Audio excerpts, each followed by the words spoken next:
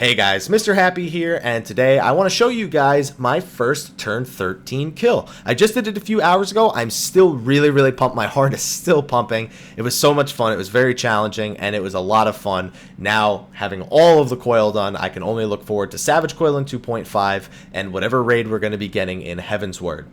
Now, before I show you guys the footage, I do want to do a couple announcements. The first one is the reason why you haven't seen the footage yet is because I want to give anybody the chance who wants to avoid spoilers. I want to give you the chance to turn the video off right now. You're going to find out who the boss is, obviously, from looking at the footage.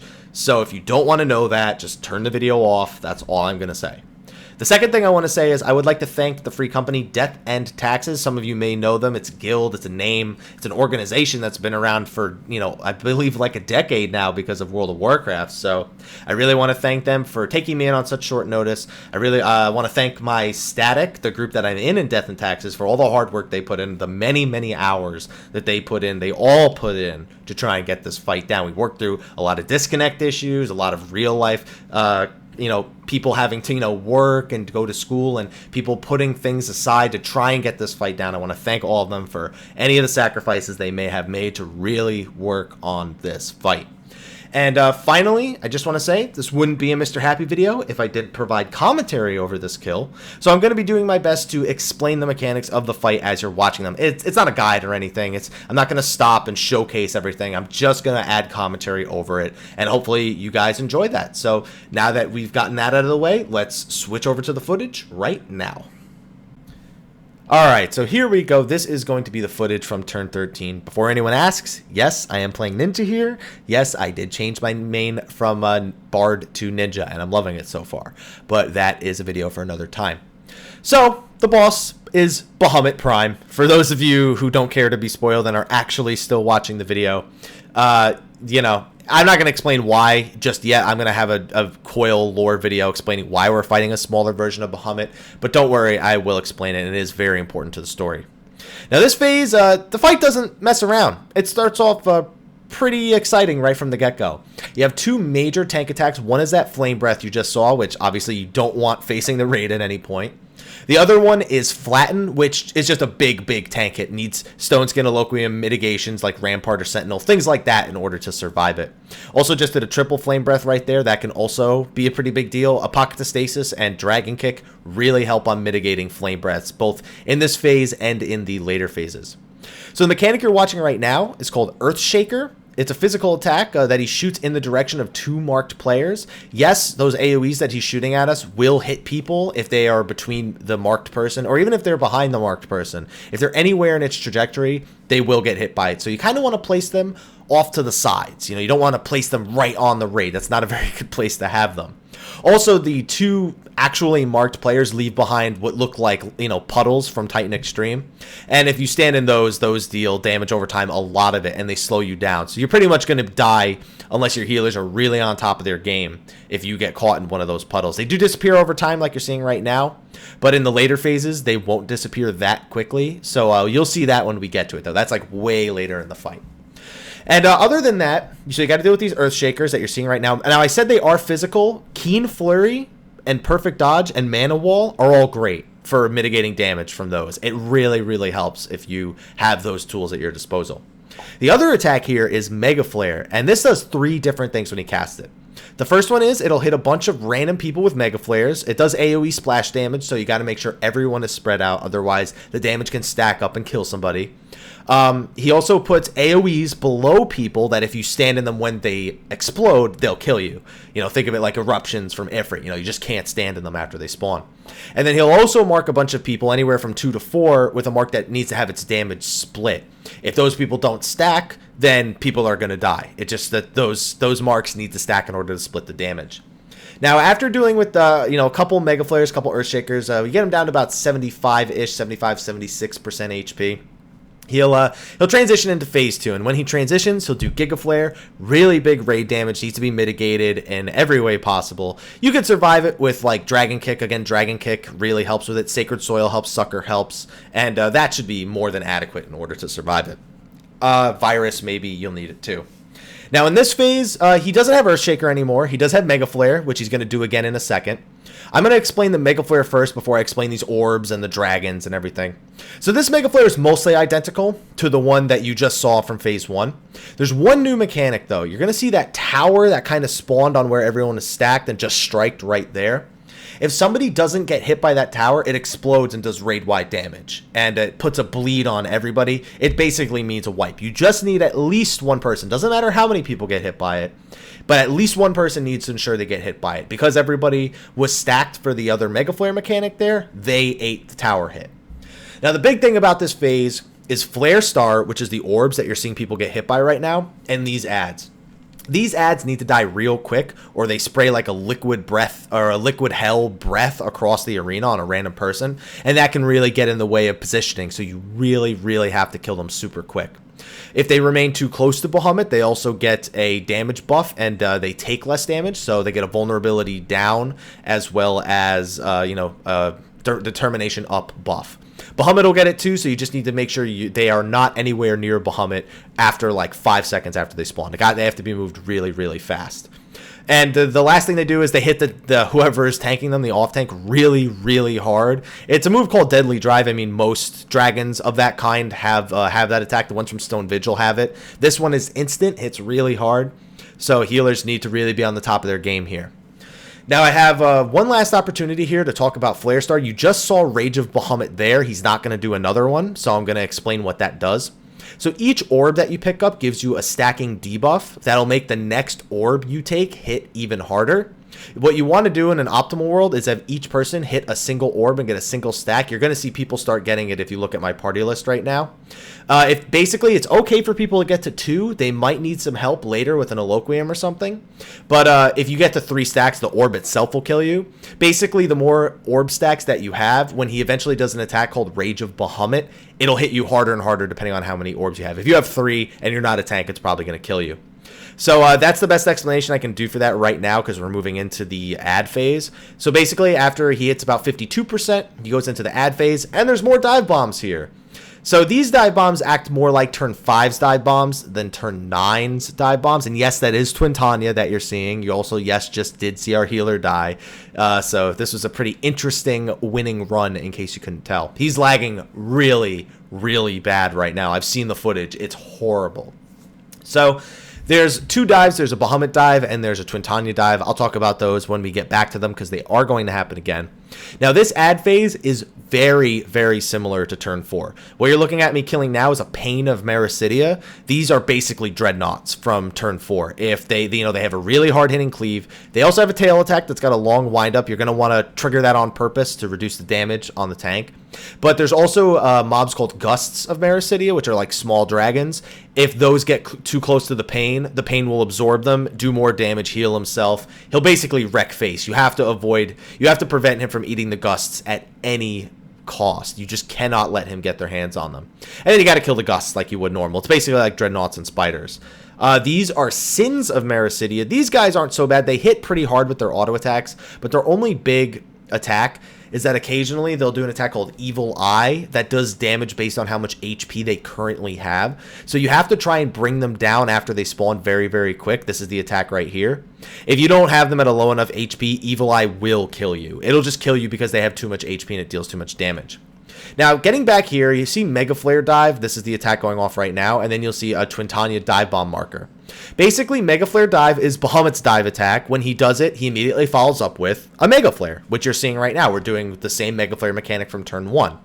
But both of the dive bomb markers from both Twintania and Bahamut, they'll go through the area where the mark first spawned, as opposed to turn 9, where it's where the mark wears off. So we purposely place them in the middle of the room so we know both dive bombs are going to go right through the middle of the room and we can just dodge them based on their trajectory. It worked out pretty well for us, so we're going to have to do it one more time. Now, as you can see, we're fighting Twintania right now. And the last ad that I didn't get to mention other than Twintania right there is the Brood of Mericidia.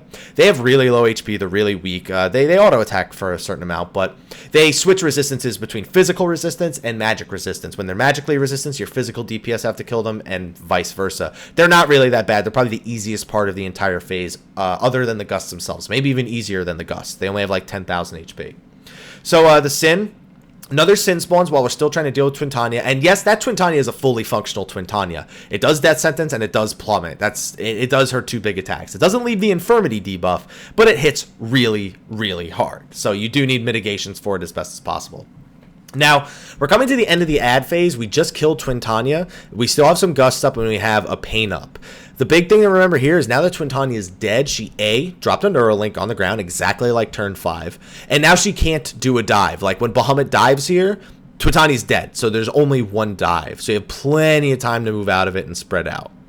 And then, of course, we're doing the Mega Flare right here. This is the last Mega Flare of the phase. At this point, we just need to finish killing anything we have left. We killed the Gusts right before Mega Flare dive. We have this last Pain right here. And then we have Terra Flare. Terra Flare is basically just like the big gonna kill you if you don't stand in the safe spot or if you didn't do all the mechanics in time. You can survive it with ads up. Ads, you can kill ads. You could still be killing ads realistically right now while you're in this Neuralink. But we popped Tank LB3, Sacred Soil Sucker, everything to mitigate the damage going into this phase. I'm sure in the coming weeks that won't be necessary. Won't need a Tank 3 LB. You might still want to use the Tier 2 one if you get it, but it does a lot of damage even if you're standing in the Neuralink. Like, you're not automatically safe.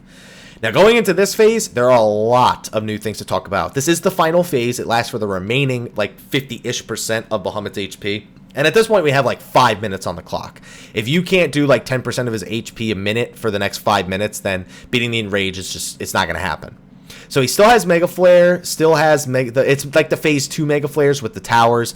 Occasionally, 2 towers can spawn. So you need to make sure that there's at least one person in each tower. They can spawn on top of each other, and if that's the case, one person, as long as they can stay alive, can eat both of the towers. It's not very common, but I have seen it happen. Also does Earthshakers. These Earthshakers do not disappear very quickly, though. These will persist for a very long time throughout the phase. Pretty much they'll persist until 2 Earthshakers from now.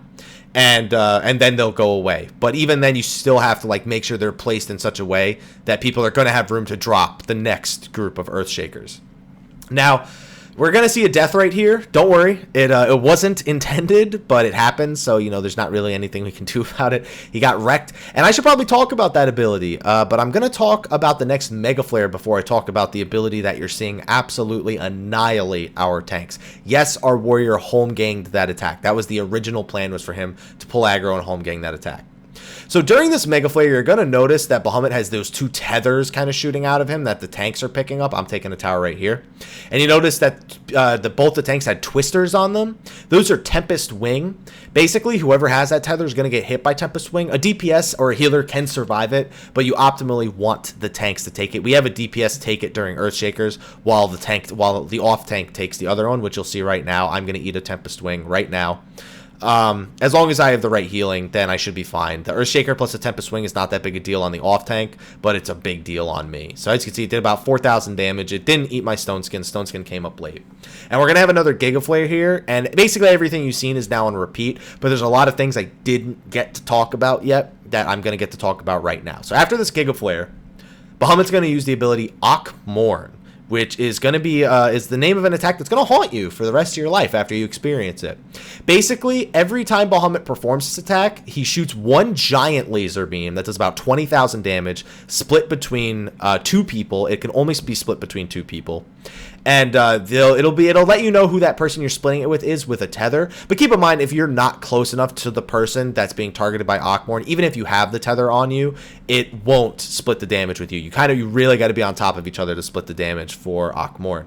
But every time he performs it, he shoots an extra laser. On the first Akmorn, he shoots the 20,000 damage split laser on top of a single 8,000 damage split laser. So it's like 10,000 damage on both tanks before mitigations, followed by 8,000 damage or 4,000 damage on both tanks before mitigations. And every time he performs Akmorn, he'll do an extra one of those 8,000 split damage laser beams. So on the third Akmorn, there's going to be 4 hits. On the fifth Akmorn, on the fourth Akmorn, there'll be 5 hits. On the fifth Akmorn, there'll be 6 hits, etc., etc. It's basically like N+1.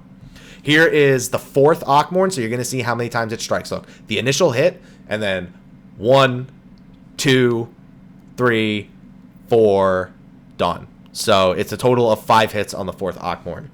And basically, The whole point of this phase is surviving Akmorn, making sure your tanks survive Akmorn, and doing as much damage as possible while dealing with Mega Flare, while dealing with Earthshakers. As you can see, we still have all of those puddles on the ground. It's a lot of puddles, and it makes, as you can see, they're just starting. The first set, I think, is just disappearing now. I think we're on the 4th set, and the first set is just disappearing now. It turns into a disaster if you start placing them in really, really, really bad places.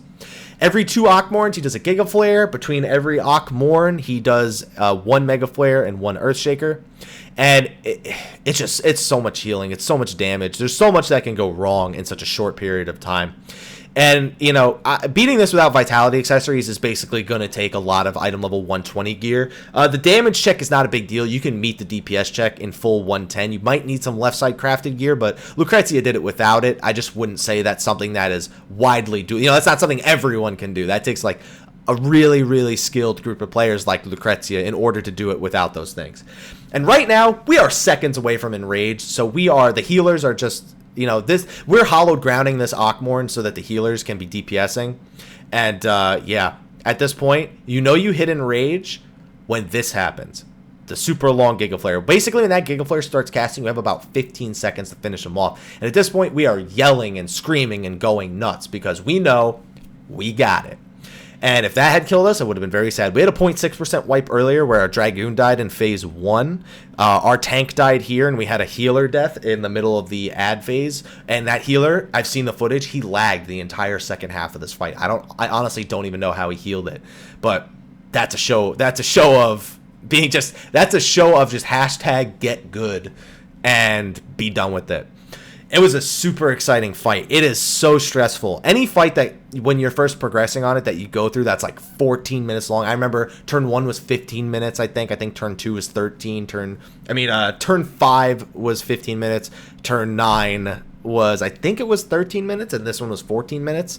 It's just crazy. And to see that this is basically a culmination of everything we've ever done in a fight before, it was great. It was a great fight. Don't let anyone tell you it was an easy fight. Don't let anyone tell you that because it was beaten so quickly, it was an easy fight. The only reason it was beaten so quickly is because with left side crafted gear and with vitality accessories, which unless you can get enough vit without those vitality accessories, I'm gonna say until you have a decent amount of health from your left side or your weapon, you're gonna want those. Those really, really help getting like melded accessories that have vitality on them.